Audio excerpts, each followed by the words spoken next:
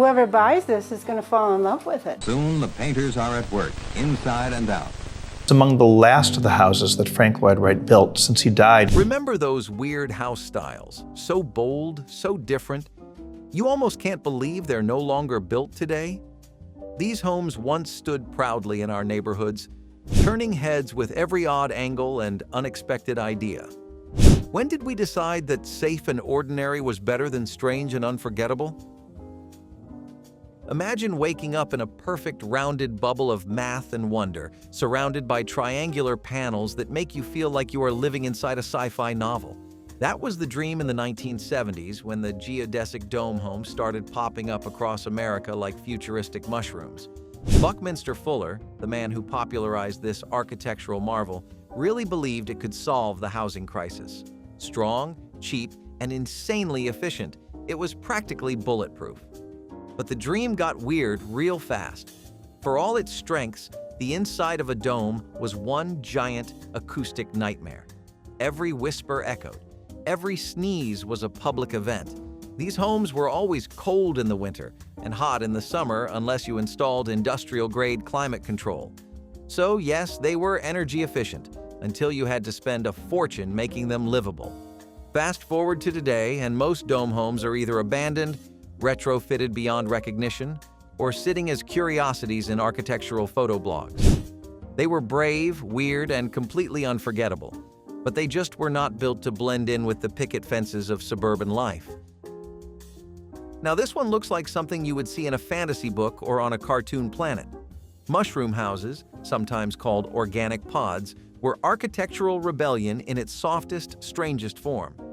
Built mostly in the 1960s and 1970s, these homes rejected every straight line and corner you have ever known. Instead, they curled, they bulged, they bloomed like wild fungi sprouting from the earth itself. Some of them were carved out of natural materials right on site, using local stone or clay. Others were poured in smooth layers of concrete, giving them that blobby, grown-not-built look. And that was exactly the point. These homes were all about living in harmony with nature. No right angles, no big box conformity, just gentle curves, sunlight, and the feeling that your house might start breathing if you left it alone long enough. Of course, all that whimsy came with some serious problems. For one, it was nearly impossible to expand or repair them. You needed an architect who was half artist, half mystic. And let's not even talk about the plumbing. Still, these houses had charm. They were cozy, oddly spiritual. People who lived in them swore they could feel the earth cradling them at night. But in the end, most mushroom houses were just too weird to go mainstream. They were hard to insure, hard to heat, and completely baffling to building inspectors. Now, if you want to see one in person, you usually have to go on a road trip or dig through old architectural journals. But they were real. And for a moment in time, people lived inside fairy tales. Blink, and you might mistake one of these for a drive-in diner or a mid-century gas station. That is because Googie architecture was never meant to be subtle. Born in California and raised on a diet of neon signs and rocket ships, Googie homes were bold, brash, and full of atomic-age optimism. The style exploded in the 1950s and kept going strong through the early 1970s, right when America thought we would all be living on the moon.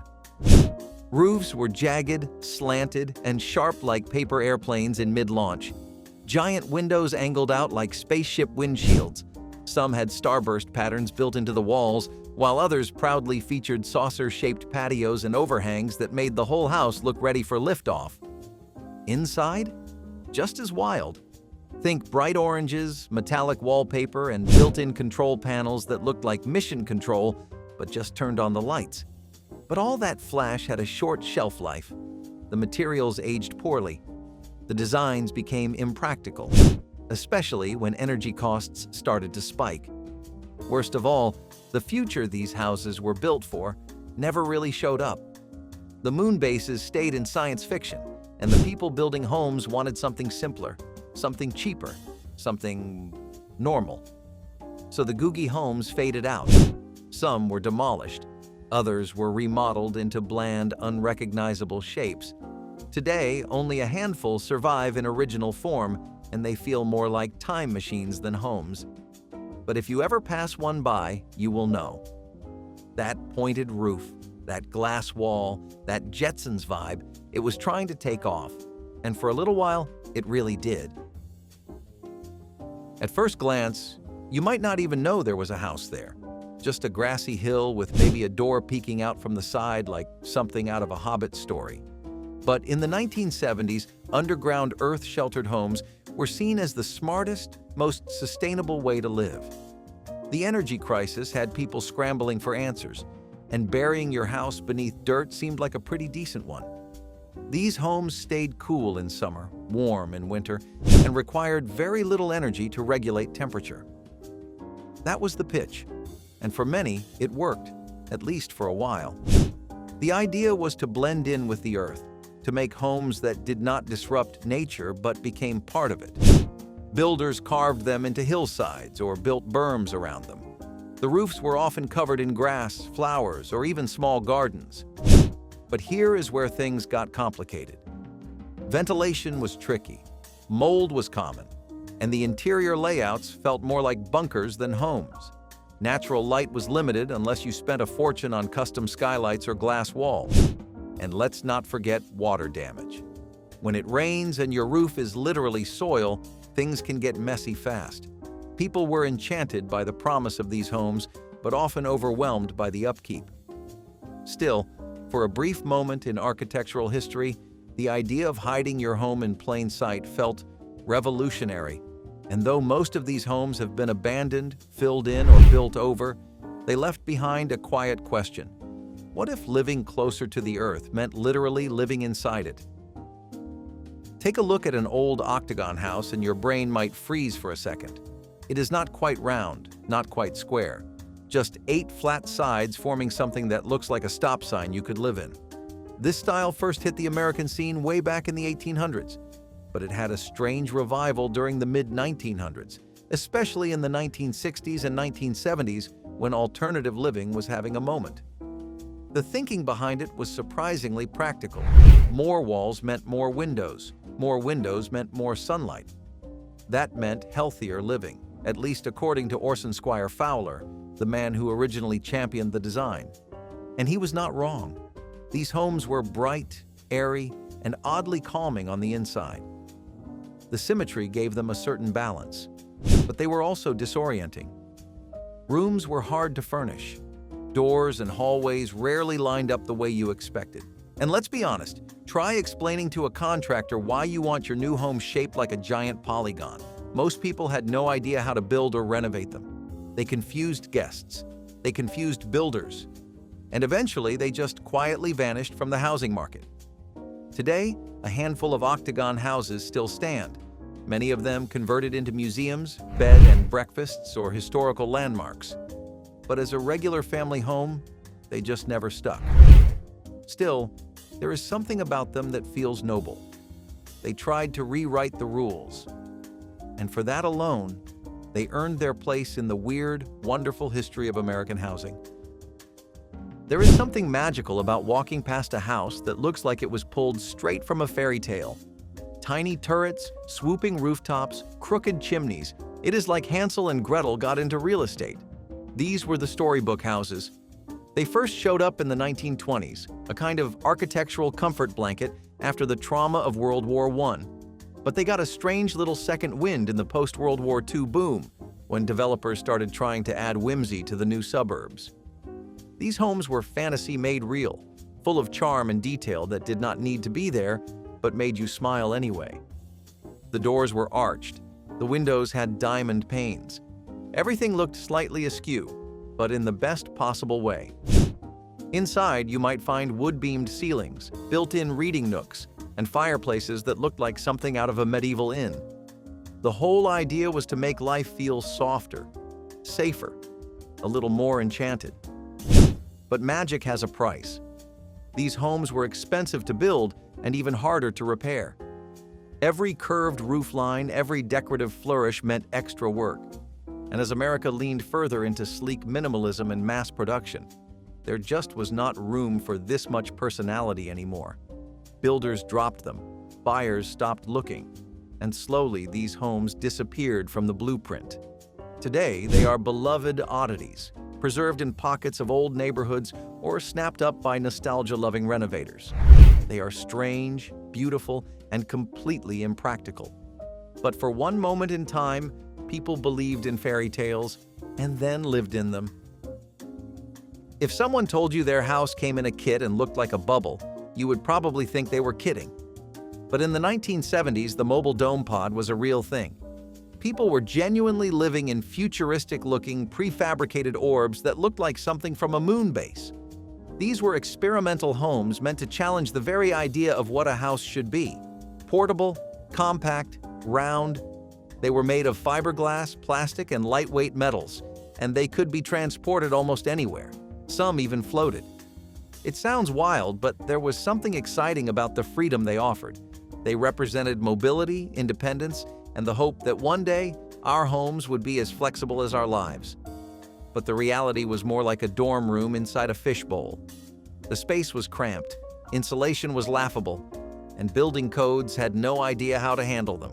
You might set up a pod in your backyard thinking you were starting a movement, only to find out the city considered it a storage shed. Still, they sparked something in people. The designs were bold and otherworldly. Some even had built-in furniture, modular walls, and weird little sleeping cubbies. It was like living inside a toy, and for a moment, that felt like progress. But time passed, and trends shifted. These homes were too fragile, too odd, and too difficult to maintain. The dream of mobile pod living faded, and with it, most of the actual homes themselves. Today, they are collector's items or forgotten relics hiding in fields and storage lots. But once, people really believed they could live in circles, and it almost worked. At first glance, a butterfly roof looks like a mistake. The roof dips down in the middle and slopes upward at both ends, like a V turned on its side. But back in the mid-1900s, this odd design was considered cutting edge. It was modern, dramatic, and perfect for California's desert light. Architects loved it because it gave houses a kind of futuristic flair, almost like they were in motion. It also had practical appeal. The inward slope helped collect rainwater, and the tall outer edges made it easy to install massive windows without compromising shade. It was smart, stylish, and for a few years, everyone wanted one. But then came the rain and the leaks. Turns out those inward slopes were excellent at trapping water, until the drainage systems failed. Suddenly, people had waterfalls in their living rooms. And those tall walls? Great for privacy, terrible for airflow. Heating and cooling became a nightmare. Contractors started refusing to build them. Insurance companies got wary. And just like that, the butterfly roof crashed. Most of the homes were remodeled or flattened out entirely, losing their original charm in the process. A few brave homeowners kept theirs intact, but today they stand out like punctuation marks in a paragraph of plain boxes. The butterfly roof was ambitious. It wanted to fly. But in the end, it fell victim to the one thing every house has to face eventually: gravity. If you have ever walked past a house that looked suspiciously like a giant dishwasher, you may have seen a Lustrin. These prefab steel homes were built after World War II to solve the post-war housing shortage. And they were unlike anything else. Every panel, every wall, every ceiling, made of enamel-coated steel. You could literally clean the walls with a sponge. No paint, no termites, no nonsense. They were designed to be fireproof, easy to maintain, and fast to build. The idea was genius. Put these together like a kit, and suddenly America had affordable homes that would last forever. But forever turned out to be a lot shorter than people hoped. The look was divisive. Some folks loved the sleek, modern vibe. Others said it felt like living in a glorified appliance. And then there were the sounds. Every clink of a spoon, every drop of rain echoed like a marching band. Worse, the company behind them ran into major red tape and funding issues. Only about 2,500 Lustrins were ever made before the whole thing collapsed. Today, a few still survive, usually lovingly restored by people obsessed with mid-century oddities. They are cold in the winter, loud in the rain, and nearly impossible to update without a welder. But they were bold, functional, and weirdly beautiful in a living inside a toaster kind of way. From a distance, they looked like giant bubbles or bunkers. Concrete monolithic domes were the architectural answer to a doomsday prepper's dreams. First built in the 1980s, these homes were made to withstand just about anything: hurricanes, tornadoes, even nuclear fallout. And they were cheap, strong, and surprisingly energy efficient. One solid pour of concrete over a balloon-like inflatable frame, and you had yourself a home. It was part spaceship, part storm shelter, and completely outside the norm. People built them on prairies, in deserts, even in suburbs where they stuck out like a sore thumb. And while they were not the prettiest thing on the block, they got the job done. Inside, the temperature stayed steady year-round. Outside, they laughed in the face of bad weather. But the design scared people. These homes looked more like military silos than cozy family dwellings. Real estate agents could not sell them. Banks did not want to finance them. And neighbors? They were not thrilled about living next to what looked like a buried UFO. The interiors were tricky too. Curved walls made furniture placement a puzzle, and natural light was hard to come by unless you cut massive custom windows. Slowly but surely, interest faded. Today, most monolithic domes are used for warehouses, schools, or storm shelters. The ones that remain as homes are hidden treasures, either fiercely loved or completely forgotten. They were homes built to last forever. They just did not fit in anywhere. Somewhere between a ski lodge and a giant slice of pizza stood the AFrame vacation cabin. It was the unofficial icon of mid-century weekend escapes, the kind of house you imagine tucked deep in the woods, covered in snow, with smoke curling from the chimney and cocoa waiting inside. These cabins were all the rage in the 1950s through the 1970s, built mostly by city dwellers who wanted a rustic hideaway without giving up clean lines and modern flair. The design was simple: a steeply pitched roof that touched the ground on both sides, forming an A shape that practically built itself. They were cheap, fast to construct, and looked great in ads. For a while, developers churned them out like camping gear. People loved how cozy they felt. The top floor often had an open loft with big triangle windows that stared right at the trees. But as practical homes, that is where things got complicated. The walls were barely walls. They were part of the roof. That meant no insulation, no real space to hang shelves, and zero room for closets. Heating in the winter was a battle. Cooling in the summer was a joke, and forget about adding onto one. You could not expand an A-frame. You either loved its limits or moved on. By the 1980s, they started falling out of favor. Too quirky, too cramped, too seasonal. Today, you still see them in forested vacation zones and ski towns, mostly used as rentals or weekend retreats. They are charming, sure, but they are also time capsules. Living in one full time? That takes a special kind of commitment and a good space heater. Solar envelope homes were less a style and more a science project you could live inside. Born in the energy-conscious 1970s, these homes were designed to trap heat in winter, keep cool in summer, and make the most of every single ray of sunshine. Think of them like giant thermoses with windows. The core idea was simple: a home within a home. The outer layer, or envelope, had air channels and solar collectors, while the interior held the living space. Air circulated between the layers, passively heating or cooling depending on the season. It was brilliant. It was also deeply weird. From the outside, these homes looked like greenhouse hybrids, tall, glassy, and slightly paranoid. Inside, everything was designed around function. You could not just remodel one. Even moving a wall could throw off the airflow system. But if you got it right, you barely needed a furnace. These homes made sense in theory and even worked in practice. The problem? Nobody wanted to live in a science experiment forever. The style never caught on. People found the layouts restrictive, the maintenance confusing, and the aesthetics, well, not for everyone. Real estate agents struggled to sell them, and many homeowners tore out the passive systems just to normalize the space. By the 1990s, solar envelopes were mostly forgotten, but they paved the way for the green home movement we have today.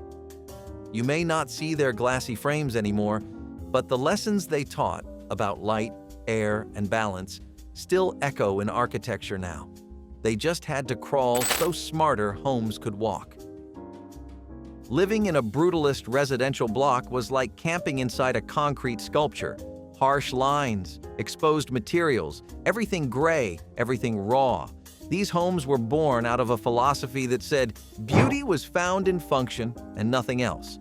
Originally inspired by post-war European design, they made their way to American cities and college towns in the 1960s and 1970s, especially during housing booms and urban renewal efforts. The goal was noble: create durable, affordable housing with an industrial strength that could survive anything. The result? Giant blocks of apartments that looked like bunkers or modern-day fortresses. They were honest. No fake wood, no decorative fluff. But they were also intimidating. Cold. Impersonal. Living inside, one felt like being part of an architectural experiment nobody really asked to join. Stairwells echoed like parking garages. Windows were often small. Privacy was a myth. And yet, some people loved them. Artists, academics, and design students admired the rawness. They saw poetry in the angles, strength in the slabs. But to the average family, it felt like living inside a concrete museum. Maintenance was hard, repairs were expensive, and as cities changed, these blocks often became targets for demolition or renovation. Today, very few remain untouched. Some have been softened with colorful paint and retrofits. Others have been bulldozed entirely. Brutalism left its mark, bold, unapologetic, and slightly unforgiving. It was not cozy. It was not cute. But it made a statement. And that statement still lingers in the bones of cities where shadows stretch long across concrete walls. It started with a craving for escape and ended with bamboo fences in the middle of suburban California. Tiki-style Polynesian ranches were the ultimate post-war fantasy home. They took the standard low-slung ranch layout and dressed it up in palm fronds, lava rock, thatched overhangs, and flaming torches. This was not architecture. It was a theme party you could live inside. And people loved it.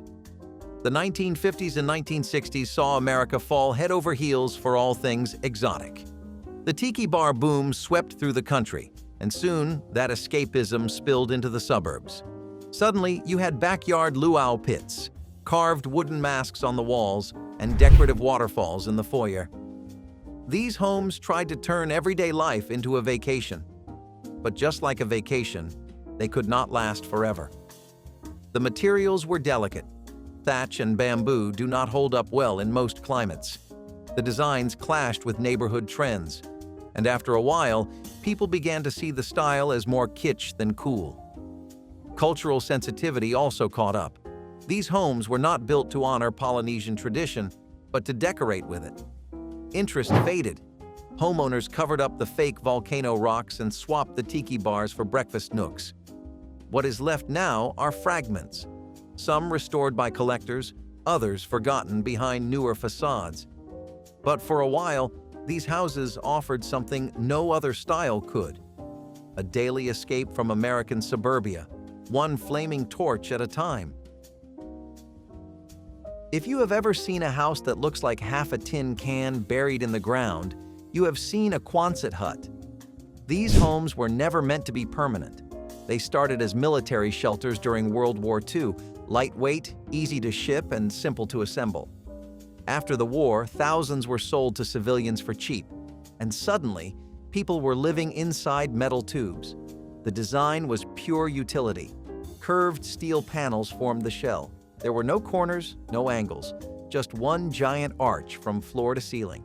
People insulated them with whatever they had: blankets, foam, even straw. Some added wood interiors to make it feel less like a barracks and more like a home. And for a while, it worked. Families moved in. Students lived in them near colleges. Farmers used them on rural plots. But it was never comfortable. Heat escaped in the winter, and the interior turned into an oven in the summer. Rain on the roof sounded like gunfire, and hanging a picture frame was nearly impossible. Eventually, people moved on. They wanted real windows, proper layouts, and homes that felt less temporary. Quanet huts became storage sheds, garages, or were scrapped entirely. Today, they are mostly remembered as a clever solution to a national housing crunch, a short-term fix during a time of urgent need. Living in one now is a rare, deliberate choice. But in their moment, they were a symbol of resilience. Weird, awkward, and undeniably American. You did not have to live in New Mexico to feel like you were walking through Santa Fe. In the mid-1900s, a wave of suburban homes popped up in places like Arizona, Texas, and even parts of California with one thing in common: Pueblo Revival style. These houses were low, boxy, and made to look like ancient adobe dwellings. Rounded corners, flat roofs, wood beams sticking out of the facade like little handles. They had an earthy charm that felt rooted in tradition. The style borrowed heavily from Native American and Spanish colonial architecture. But in suburbia, it became a trend. Developers thought they were adding flair. Buyers liked the rustic look. But as with most trends, it got watered down fast. In areas far from the Southwest, the homes felt out of place, like someone had dropped a desert mirage into the middle of a green lawn. Worse, most were not built with real adobe, but with stucco and plywood made to imitate the look. The materials cracked, the flat roofs leaked, and the deeper cultural meanings were usually lost in translation. Over time, the style fell out of fashion. Buyers wanted more windows, taller ceilings, and fewer architectural statements. Today, authentic Pueblo homes are still beloved in the Southwest, but the suburban versions? They mostly got repainted, remodeled, or bulldozed. Still, for a little while, people tried to bring the desert home with them. And in a few places, the spirit of that design still lingers in the sunlight on a warm, flat wall. The deck house was cool in the way a jazz record is cool, low-key, confident, and just a little bit smug about how good it looks. These homes came out of the 1950s and 1960s and offered a sleek, modern alternative to the traditional American home. They were built with post and beam construction, which meant no interior load-bearing walls. That gave them wide-open floor plans and floor-to-ceiling windows that wrapped around the living spaces like a hug from the forest. Most were nestled in wooded lots or on hillsides, designed to frame the view rather than dominate it. Mahogany trim, cedar ceilings, clean lines. It was elegance without the ego. But while they looked amazing, deck houses were not always easy to live in. The giant windows, drafty, the flat roofs, a maintenance nightmare, and the minimalist layouts often meant sacrificing storage and insulation in the name of style. Still, people who lived in them loved the feeling, being surrounded by nature, breathing in open space, and knowing they were part of something different. But as the 1980s rolled in, tastes shifted. People wanted bigger kitchens, more bedrooms, and less worry about snow piling up on a dead flat roof. Many deck houses were sold, remodeled, or swallowed up by renovations that stripped out their character. Others were simply torn down to make way for new builds. But the originals, if you find one, still carry a kind of quiet dignity. They are not flashy. They are not loud. But they knew what they were doing. And for a time, that was more than enough. It was like someone looked at a bathroom window and thought, what if the whole house was made of this? Glass block homes were a full-blown love letter to light, privacy, and strange design choices. They showed up in waves from the 1930s through the 1980s, but peaked in popularity during the mid-century modern boom. At first, they were a stylish accent, a translucent wall here, a shower partition there. But then things escalated. Whole facades were made out of them, stairwells, entryways. Even entire living room walls were tiled in glass blocks that distorted the world outside like a vintage Instagram filter. The look was futuristic, geometric, and just a little bit offbeat. They let light in while blocking direct views, which was ideal for densely packed neighborhoods or homes that wanted to look expensive without actually revealing anything inside. But glass blocks were more form than function. They were heavy, hard to install, difficult to repair, and their insulation value was practically non-existent. After a while, the charm wore off. What once felt bold started to feel institutional, like you were living in a very stylish dental office. By the 1990s, the trend vanished almost completely. Builders moved on to cleaner materials and more open layouts. Homeowners started tearing the blocks out, replacing them with clear windows or drywall. But if you look close enough, you will still find them, hidden in stairwells, bathrooms, or basements that time forgot. They were weird, they were specific, and for a while they really did shine. If you ever saw a bright pink house with teal trim and yellow scallops, chances are you were looking at a neo-Victorian color bomb. These homes exploded onto the scene in the 1970s and 1980s, trying to recapture the ornate spirit of the Victorian era, but with way more neon. It started in San Francisco, where people began restoring old painted ladies with bold, unconventional color palettes. What was once burgundy and forest green became hot magenta and aqua blue. And suddenly, the rest of the country wanted in. Developers and homeowners began copying the style, even on newly built homes. Gables, turrets, and gingerbread trim made a comeback. But the paint jobs? Those were louder than a marching band on a sugar high. These homes were impossible to ignore. They looked like dollhouses or birthday cakes or something in between. But with all that flash came a cost. The trim needed constant upkeep. The colors faded fast in the sun, and neighbors did not always appreciate living next to what looked like a giant scoop of rainbow sherbet. Over time, the color trend calmed down. People toned down the palettes or painted over them completely. The architecture stayed, but the energy changed. Now, most neo-Victorians are painted in more muted tones, closer to their original roots. But every so often, you will pass one that still wears its wild colors proudly. It is a reminder that once, not long ago, someone decided the suburbs could be loud and cheerful and unapologetically weird. Split-level homes were the house equivalent of a mullet.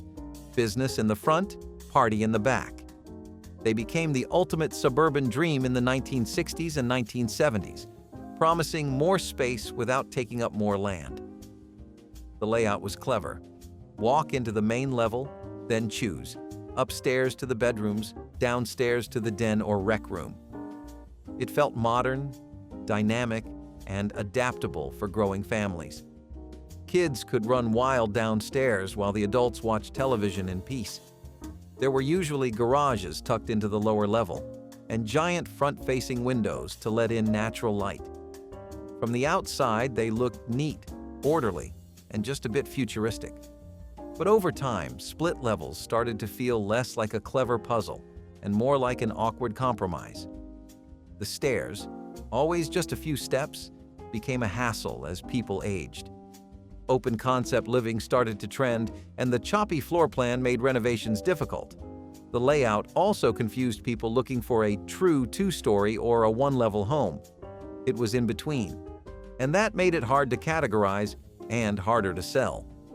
As the 1990s and 2000s rolled in, builders stopped offering split-level designs.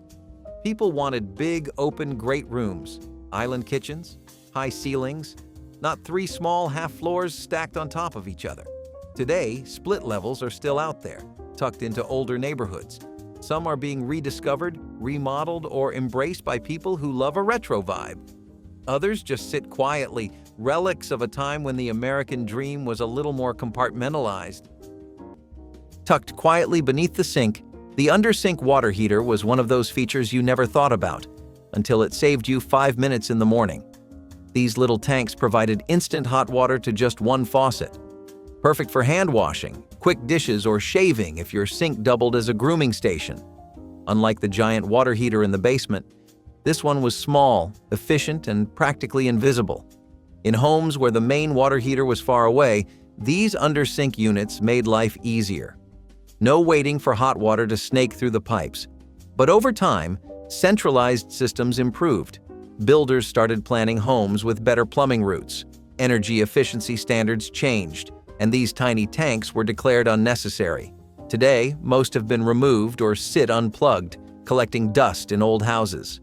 But their legacy lives on in those first few seconds of hot water we all take for granted. Once, someone thought of that. Once, someone made it easier. When did we stop building for the little moments? Popcorn ceilings were everywhere, and you did not think twice about them until one started flaking into your cereal. Created as an easy solution for soundproofing and hiding imperfections, these textured ceilings were sprayed on like cheap whipped cream, giving homes a bumpy, cratered look that no one questioned until they started falling apart. Vacuuming the ceiling became an actual task in some households, and painting over them was a test of endurance and futility. But the real danger was deeper than dust. Many popcorn ceilings contained asbestos, a now-banned toxic material that can cause serious health issues.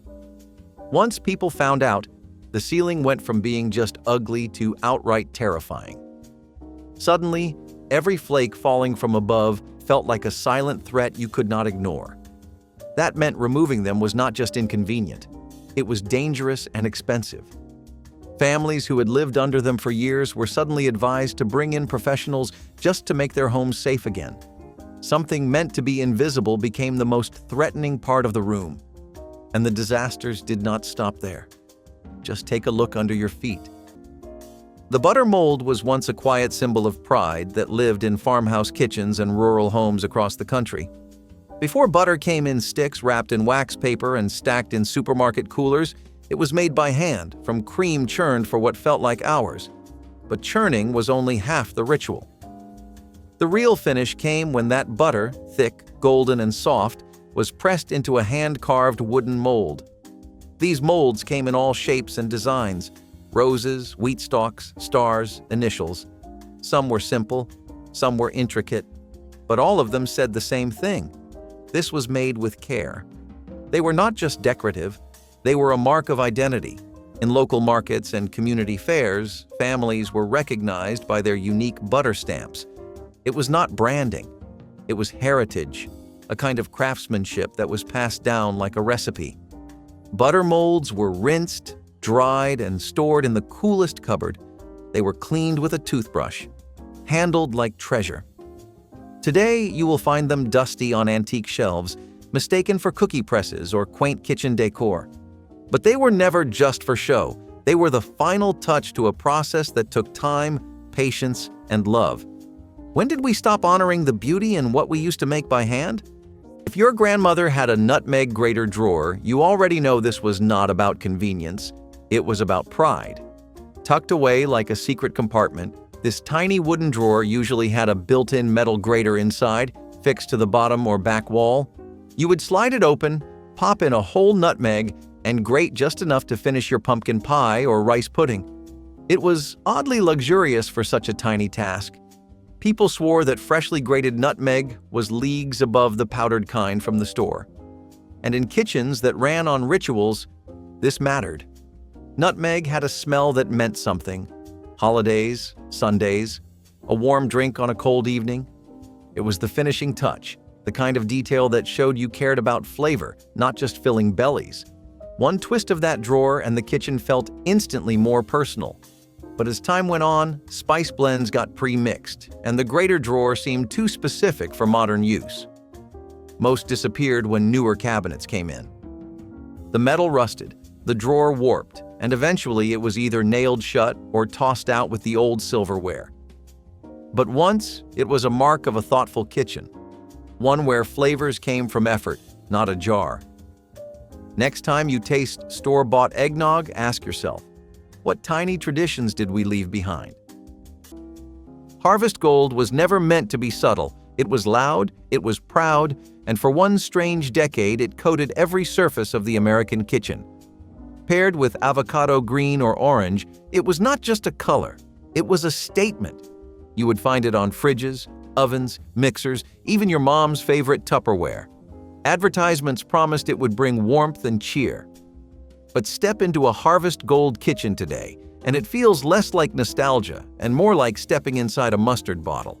The brightness that once felt cheerful began to feel aggressive, like a room that never let you relax. It faded fast, stained easily, and always seemed to clash with whatever came after. Like avocado green, it was an attempt to blend nature and futurism, and it failed at both. Once natural light hit a harvest gold refrigerator, the whole room seemed to glow with the hue of old mustard. Families tried to modernize around it, but nothing could mute the glare. And when the 80s arrived with chrome and pastels, harvest gold became the aesthetic equivalent of showing up in bell-bottoms to a wedding. Still, at least it stayed in its own space. The next design trend went everywhere and reflected everything. The Teasmade was not just a novelty. It was a revolution in how mornings began. A combination alarm clock and tea maker, it became a fixture in British bedrooms and a curious but beloved import in mid-century American homes. Imagine waking to the gentle hiss of boiling water, the soft clink of porcelain, and the smell of fresh brewed tea wafting through the air before your feet ever touched the floor. The Teasmade delivered this magic through simple but elegant engineering. A timer triggered the kettle. A mechanical arm poured the boiling water into a waiting teacup. No fumbling in the kitchen, no slamming drawers, just warmth and calm. Some models even included a gentle nightlight, glowing softly on your bedside table like a companion. It turned mornings into rituals. But rituals are easy to break. Coffee took over. Digital clocks became the norm. And the quiet grace of the Teasmade was forgotten. Now it exists mostly in memories and dusty attics. But for those who used one, the association is immediate. Peace, intention. A morning that cared for you instead of demanded something from you. When did we trade thoughtful awakenings for jarring alarms and paper cups? In the 1970s, having a built-in wet bar was a sign that you had made it. It meant you were a host, a social connector, someone who knew how to entertain with style. The mirrored backsplash, the chrome railing, the smoked glass shelves lined with liquor bottles. This was sophistication, suburban edition. But the reality rarely lived up to the fantasy. These bars were often shoved into corners of the basement, barely used except during holidays or awkward neighborhood gatherings. They collected dust, the plumbing rarely worked right, and the built-in mini fridges started leaking after a few years. Not to mention, America's relationship with alcohol shifted drastically in the decades that followed. The cocktail party scene began to fade. Suddenly, having a fully stocked alcohol station in your house felt less glamorous and more like a relic from your uncle's disco phase. What was meant to impress became an eyesore, especially when surrounded by orange carpeting and faux leather stools. So many of these bars were either ripped out entirely or turned into storage for board games and wrapping paper. But at least they were not a physical hazard. The next luxury home upgrade? That one came with a built-in trip and a bruised shin. Before Bluetooth speakers and smart home assistants, there was the built-in wall radio. Usually installed near the phone nook or tucked into a panel above the kitchen counter, this was your portal to the world. With one turn of a giant knob, you could get the weather, farm reports, school closings, or your favorite midday jazz station. Some had small intercom buttons for calling upstairs or out to the garage. It was kitchen multitasking before anyone used the word. Moms would hum along while stirring soup or call the kids for dinner through the built-in speaker. You knew what time it was by the voice on the radio, not your phone. It was the soundtrack of daily life, soft static, local news, and old familiar jingles. Even the quiet moments felt fuller with it playing in the background. But as media moved to TV, then to handheld devices, these built-ins became obsolete. Wires were cut, faces painted over. Now, if you find one in an old house, it looks like a forgotten control panel from a spaceship. Once, it brought life into the kitchen. Now, it is just a silent square on the wall. We carry entire sound systems in our pockets today, but they do not echo down the hallway the same way. What did we lose when the kitchen stopped singing? The Filco Predictor television looked like it belonged in a spaceship, not a living room. Its bold design, featuring a separate swivel screen perched atop a futuristic base, turned heads the moment it arrived in 1958. This was not just a television. This was the future. The Predictor came in a range of pastel colors, with names like Holiday and Pedestal. It was slim, sleek, and shockingly modern in a time when televisions still looked like wooden trunks. For the first time, you could turn the screen without moving the entire cabinet. It was clever. It was playful. It made you feel like tomorrow had already arrived. But the beauty came at a price. Technicians hated servicing it. Components wore out quickly. Still, families loved it.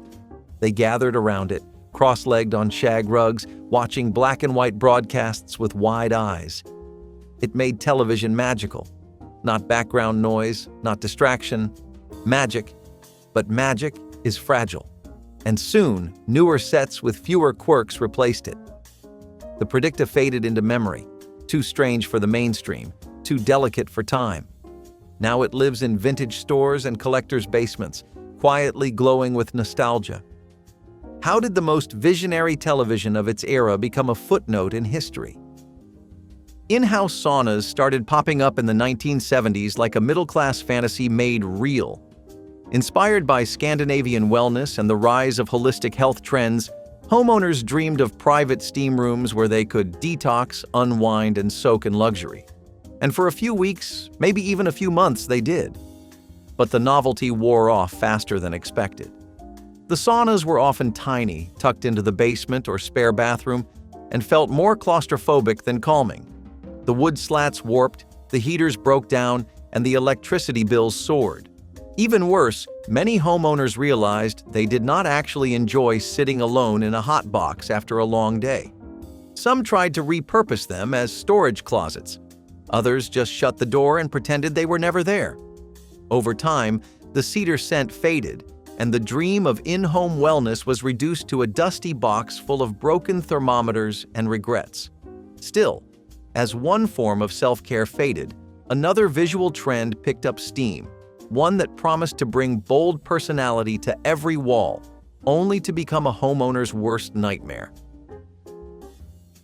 There was a time when scooping flour or sugar straight from a bag was considered messy, even unsanitary.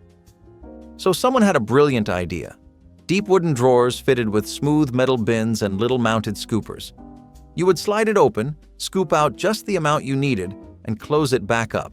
No spills, no waste. It was clean, it was fast, and it made you feel like a proper baker.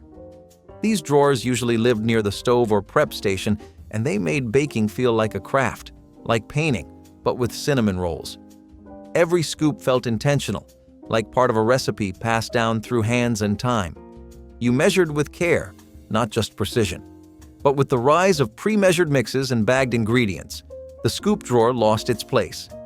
Newer kitchens skipped the installation, and old ones were remodeled with plain cabinets. The bins got dusty. The scoops went missing.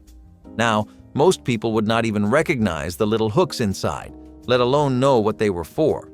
But they once made cooking feel personal and precise. You measured by feel, by weight, not by printed numbers on the back of a pouch. What have we traded away in the name of convenience? The hand-crank food mill was a quiet champion in kitchens before electric blenders buzzed their way into dominance.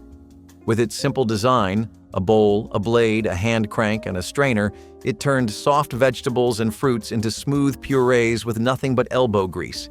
It did not need a plug. It just needed patience. You would place tomatoes, apples, or potatoes inside, then turn the handle slowly. Seeds, skins, and lumps were separated out, leaving a velvety mash that tasted more honest than anything a blade spinning at 10,000 rotations per minute could produce. It was ideal for baby food, applesauce, mashed potatoes, and tomato paste. And when you used it, you were not just cooking, you were tending.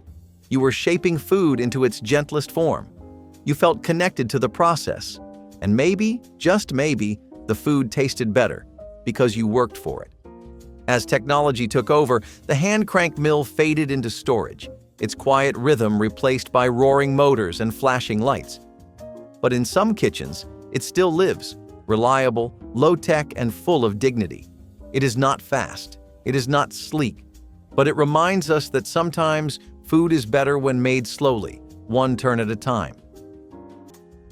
orange and brown. Together, they were supposed to represent warmth, nature, and the grounded spirit of the 1970s. Designers called them earth tones. Homeowners called them modern. But within a few years, most people started calling them ugly. These colors crept into every corner of the house, from rust-colored curtains and burnt orange sofas to chocolate-brown carpets and gold-tinted kitchenware. When paired with low lighting and wood paneling, the effect was not soothing, it was stifling. Rooms felt smaller, homes felt older. The optimism of the post-war era was gone, and in its place came heavy, saturated tones that weighed everything down. It was like living inside a forever sunset that never let up. Even kids' bedrooms, meant to be bright and fun, often ended up looking like burnt orange caves.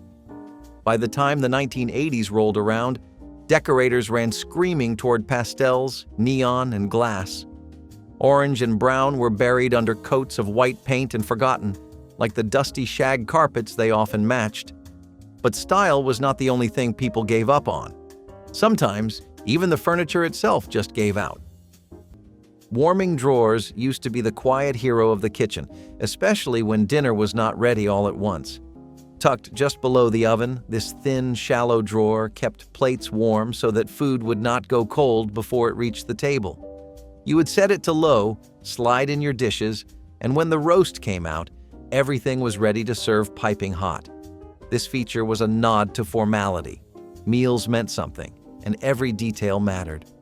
Back then, no one wanted to pile roast beef onto a cold plate. But as life sped up and microwaves took over, warming drawers started disappearing. They took up space. They were easy to forget about. And soon, they felt like a relic of a more elegant time.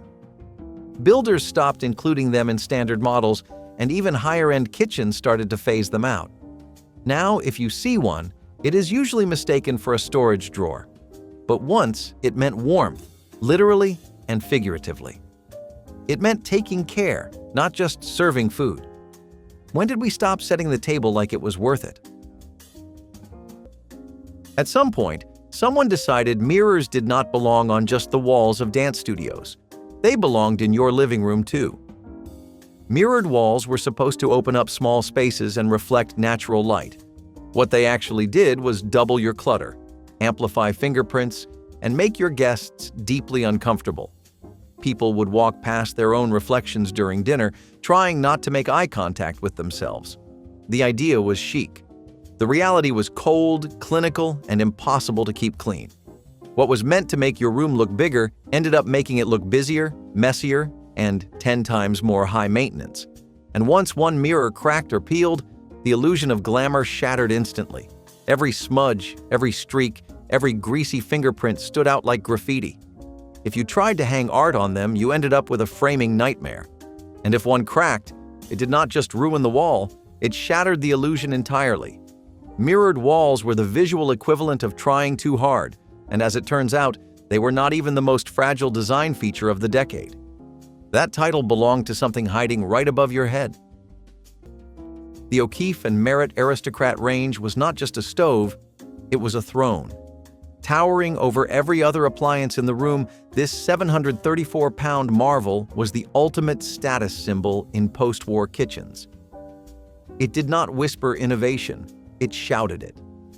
With twin ovens, broilers, warming drawers, and a built-in timer clock, it looked like something from a science fiction movie, only real. Housewives of the 1940s and 1950s dreamed of owning one. Advertisements called it the Cadillac of kitchen ranges, and they were not exaggerating. You could roast a turkey, bake a pie, broil steaks, and warm dinner rolls at the same time. It was massive, yes, but that size came with function. Wide enamel cooktops offered space for every pot and pan. The dials were thick, confident, and satisfying to turn. It felt like driving a classic car, slow, powerful, and designed to last forever. But time moves fast, kitchens shrank, stainless steel arrived, and the Aristocrat, once a dream, became too heavy, too large, too old-fashioned. Most were discarded during remodels, sold for scrap or left in garages like relics from a forgotten empire. But ask anyone who grew up with one, and they will tell you, That stove made cooking feel like a ceremony. When did we decide that smaller meant better? Wood paneling was everywhere in the 1970s. It made your living room look like a den, your den look like a hunting lodge, and your basement look like a forgotten back room at a roadside bar. At first, it felt warm and cozy. Rich brown tones, faux wood grain, maybe even a little glossy finish if you were lucky. But there was a problem. Most of it was not real wood. It was thin, pressed panels with a printed veneer. It dented easily, warped when damp, and turned rooms into narrow, lightless boxes. The illusion of natural wood faded fast when corners started peeling and warping with moisture. What was meant to bring a rustic touch ended up feeling cheap and oppressive. Once a sign of stylish Americana, it aged into a symbol of dated taste. The worst part? You could not just paint over it. People spent entire weekends trying to rip the stuff down or cover it with drywall. Today, retro renovators might leave a single accent wall for nostalgia, but most of us remember wood paneling for what it truly was: fake, dark, and way too committed to its own aesthetic. And when the walls started closing in, families turned to high-tech solutions to feel connected inside the home. Unfortunately, those did not age much better. Screwed directly into the wall, these heavy-duty wall-mounted can openers were as stubborn as they were convenient. Usually found right next to the stove or sink, they were the type of kitchen gadget you used without thinking, until you bumped your head into one or sliced your finger trying to clean it. You locked in the can, turned the large handle, and heard that satisfying scrape as the lid peeled away. And it never moved. That was the point. It was always there, ready to go. Back then, cans did not have pop-tops, and handheld openers were prone to rust or breaking. So this chunky mechanical beast became part of the kitchen wall like a light switch. It made even the smallest task feel intentional, like you were part of a well-oiled machine. And it never broke, because it was made to be used, not replaced. Some people even bragged about how fast they could open a can of tomato soup.